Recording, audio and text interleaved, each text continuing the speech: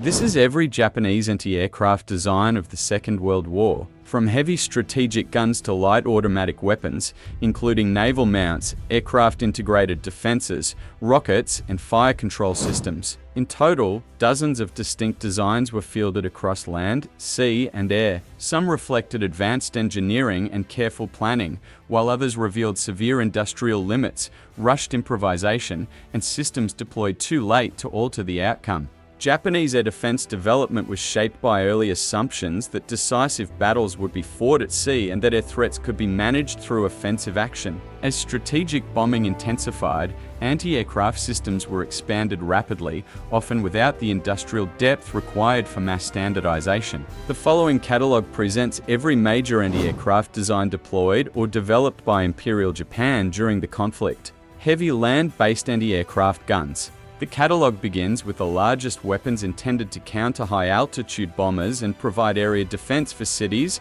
bases, and industrial centers. Type 88 75mm anti-aircraft gun was designed as the primary heavy AA weapon of the interwar period, intended to engage aircraft at medium to high altitudes. It featured a cruciform mount and moderate elevation, but suffered from slow traverse and limited fire control integration. Widely deployed in China and early Pacific theaters, it proved increasingly inadequate against fast, high-altitude bombers and remained in service largely due to lack of replacements. Type 99 88mm anti-aircraft gun was developed from German influence and designed for improved altitude reach and lethality. It offered better ballistic performance than the Type 88 but remained complex to manufacture. Production was limited, and its operational impact was constrained by shortages of radar and predictors.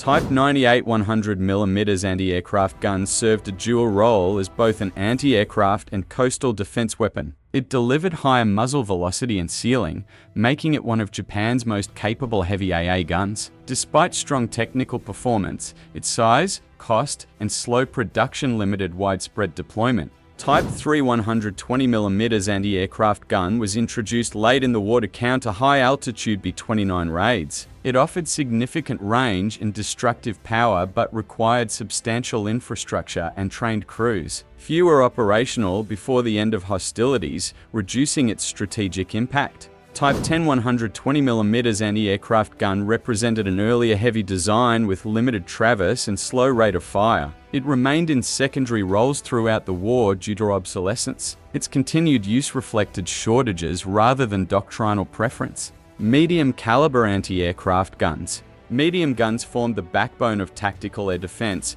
intended to engage dive bombers and medium-altitude attackers. Type 11 75mm anti-aircraft gun was an early mobile design intended for field deployment with Army units. It lacked adequate elevation speed and fire control systems, limiting effectiveness against modern aircraft. By mid-war, it was largely obsolete but still encountered in rear area defense. Type 4 75mm anti-aircraft gun was developed as an improved medium weapon incorporating lessons from Allied air superiority. It featured better ballistic performance but entered service too late and in too few numbers to influence air defense outcomes. Light anti-aircraft guns were essential for close-range defense against low-flying aircraft, especially in naval and amphibious environments. Type 96 25mm automatic cannon was the most widely used Japanese light anti-aircraft weapon of the war. Based on a French Hotchkiss design, it was deployed on ships, airfields, and ground positions. Despite widespread use, it suffered from excessive vibration,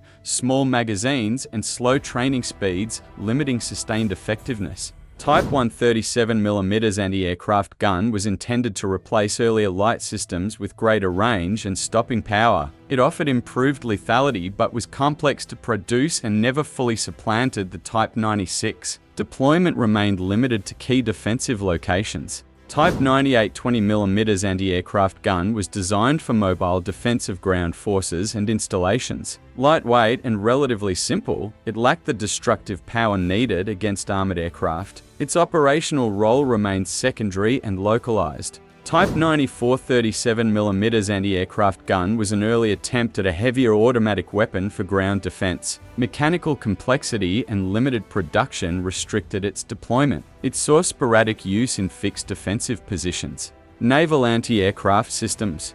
naval air defense became increasingly critical as Allied carrier aviation dominated the Pacific.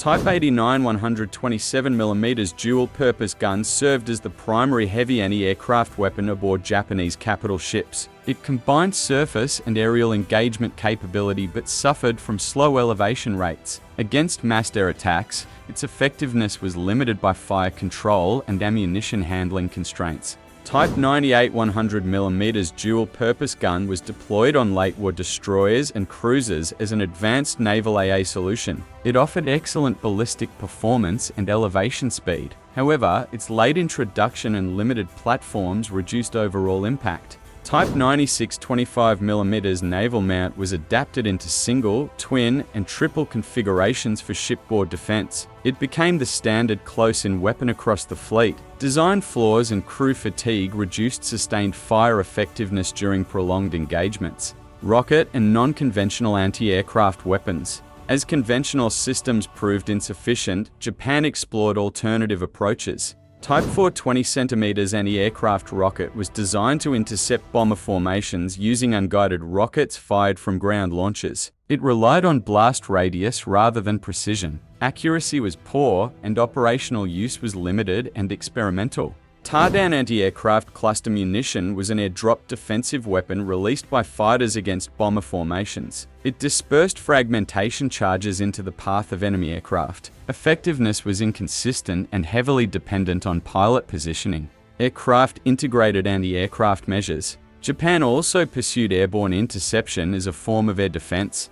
K-45 Torii heavy fighter was adapted for bomber interception with upward-firing cannons. It targeted high-altitude bombers during home defense missions. Limited radar support and increasing Allied escort presence constrained success. J-2M Raiden Interceptor emphasized climb rate and firepower for homeland defense. Armed with heavy cannons, it was designed specifically to counter strategic bombers. Engine reliability and production delays reduced operational availability.